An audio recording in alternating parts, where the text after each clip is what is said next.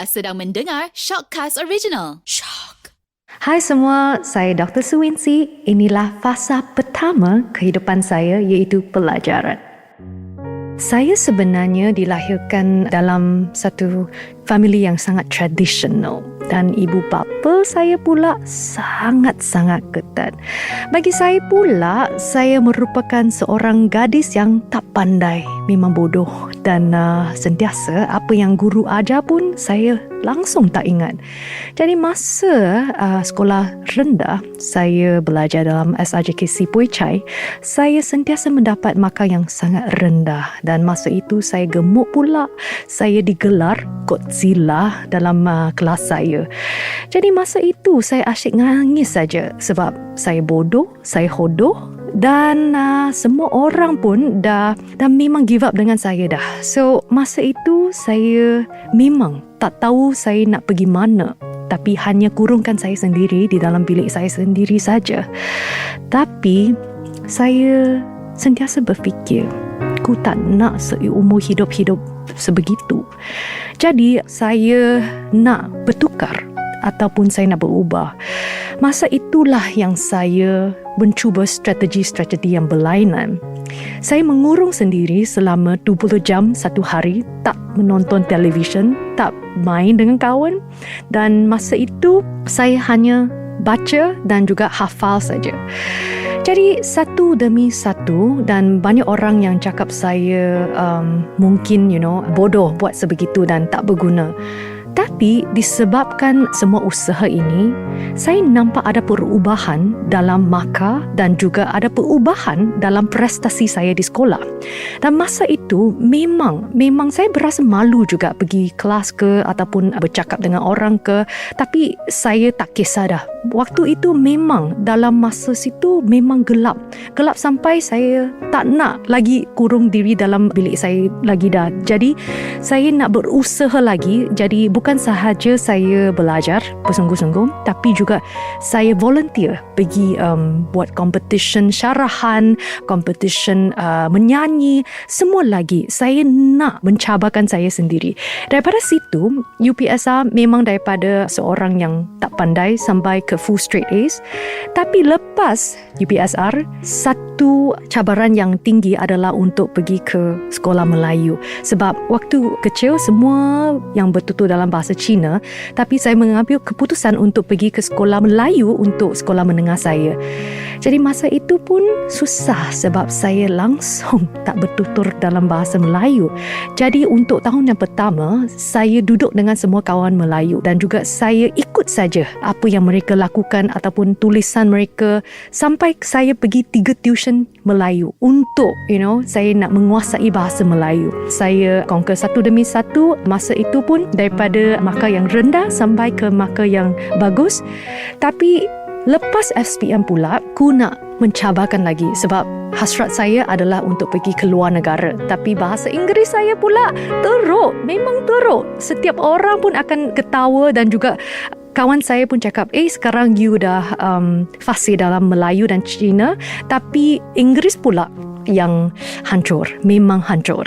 Jadi masa itu saya cakap dengan ibu bapa lagi. Saya cakap, Mak, Pak, boleh tak terus hantar saya pergi ke UK saja?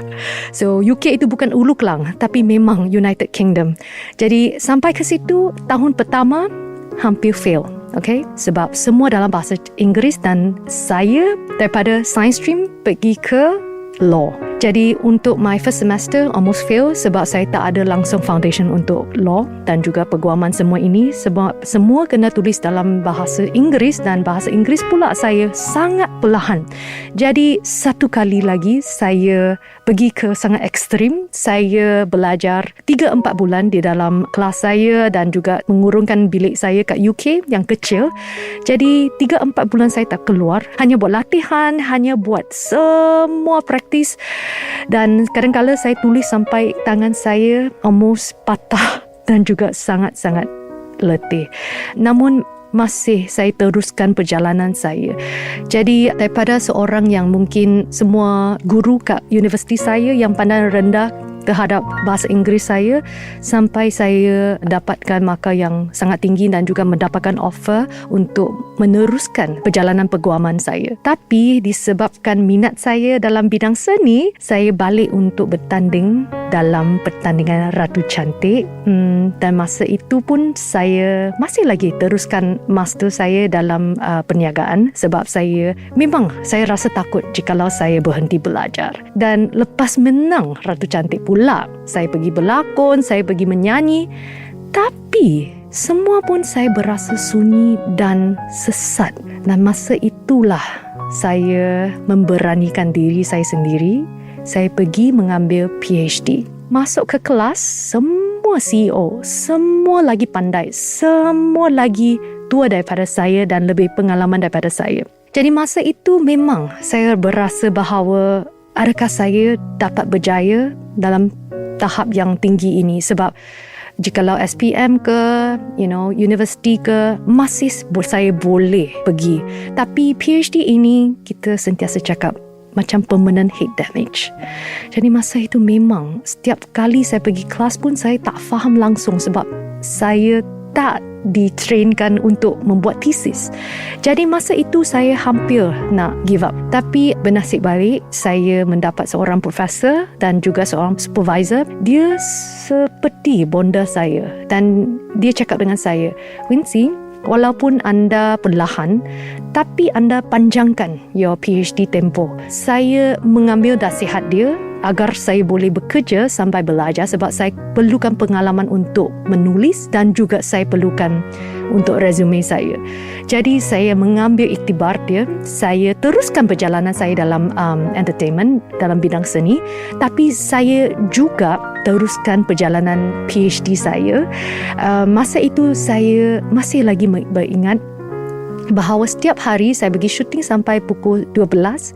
Saya buat tesis 12 sampai pukul 3 pagi. Saya pergi tidur, pukul 5 bangun, saya kena pergi on set dah. Jadi masa itu banyak kawan saya yang cakap kenapa saya antisocial, kenapa saya tak bergaul dengan mereka. Tapi dalam hati aku, saya dah faham bahawa inilah yang saya nak, dan jikalau saya dah buat sesuatu, saya nak teruskan sampai habis. Jadi bila masa pergi Viva tahun yang kelima, almost fail. Tapi semua orang suruh saya balik dulu dan redo. So masa itu memang tesis saya banyak kalilah dicampak ke dalam tong sampah. Tapi masa itu saya memang benci, tapi hati saya cakap walaupun dicampak tapi itu baik sebab aku tak nak fail dalam Viva yang final. Jadi masa itu memang semua orang ketat, semua orang memang serius dengan saya. Jadi pada tahun yang ke-6 itu memang tahun yang akhir, yang maksimum dah untuk my defense. Jadi aku masih ingat, aku habiskan syuting pukul 2, balik pukul 3, pergi ke sekolah pukul 7, langsung tak dapat tidur. Saya defend 3-4 jam dan masa profesor beritahu saya bahawa welcome dan tanya atas mendapatkan doktorat tersebut, masa itu saya memang tak boleh menyembunyikan perasaan saya dah. Masa itu saya terus nangis. Masa itu memang tak tahu itu peluh ke ataupun air mata dah. Memang ku sangat-sangat bergembira tapi juga sangat letih sebab 6 tahun daripada orang yang gila sampai sekarang betul-betul impian saya tercapai. Itu merupakan saat yang sangat-sangat special kepada saya dan juga satu inspirasi buat semua, terutamanya orang seperti saya yang tak bernasib baik tapi kita mahu lagi terus berjuang untuk kehidupan kita. Dan masa itu pun banyak orang yang ingat saya akan berhenti, saya juga. Tapi saya masih berasa saya masih tak cukup lagi. Jadi saya curi-curi pergi apply online ke sekolah muzik yang idaman saya, iaitu Berklee College School of Music. Jadi masa itu saya memang ingat bahawa saya tak akan dapat offer. Tapi masa itu saya masih ingat waktu saya buat my schooling tour, saya dapat satu email bahawa saya dipanggil untuk audition. Jadi hampir saya lepaskan audition tersebut sebab jadual saya dan juga masa yang sangat padat. Tapi aku juga dapat masuk ke audition dan masa itu saya ingat bahawa audition itu macam tak bagus dan saya mungkin akan terlepas peluang. Tapi dalam beberapa bulan saya dapat satu surat bahawa saya dapat offer untuk melanjutkan my second master yang kedua dalam music production. Masa itu memang walaupun gembira, tapi saya perlu memilih adakah saya nak pergi situ ataupun saya teruskan di Malaysia. Tapi jikalau saya pergi ke situ, saya kena restart balik jikalau saya balik ke sini. Jadi tanpa berfikiran panjang, saya terbang saja. Dan masa itu walaupun semua orang termasuk ibu bapa saya ataupun semua kawan saya reject saya untuk pergi ke situ dan banyak yang cakap saya sekarang memang dah gila belajar.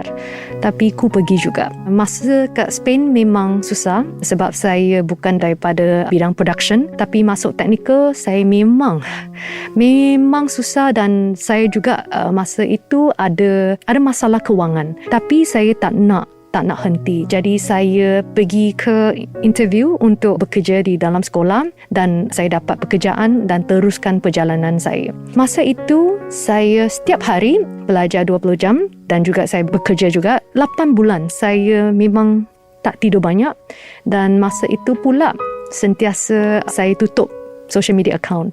Saya tutup telefon sebab saya nak tumpukan perhatian saya dalam mendapatkan sijil ini kat luar negara.